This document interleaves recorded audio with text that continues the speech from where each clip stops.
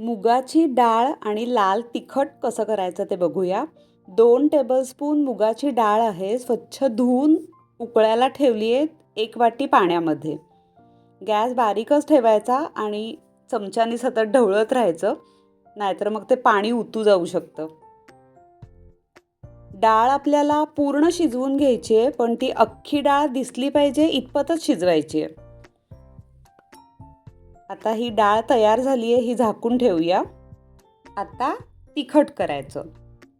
पळीमध्ये तेल घालायचं आहे. तेल चांगलं तापलं की 2 ते 3 लसणाच्या पाकळ्या सोलून ठेचून घालायच्या आणि लगेचच गॅस बंद करायचा. ठेचलेल्या लसणाचा वास तेलात उतरू द्यायचा, फक्त लसणाचा रंग बदलायचा नाही आहे. आता यामध्ये तिखट घालायचं, मीठ घालायचं चवीनुसार. 2 मिनिटं हे असंच ठेवायचं. तिखटाचा रंग फक्त काळा होऊ द्यायचा नाही, तो छान लालच दिसला पाहिजे. आता हे तयार झालेलं तिखट डाळीमध्ये ओतायचं आणि व्यवस्थित ढवळून घ्यायचं. अशी ही झटपट तयार होणारी डाळ.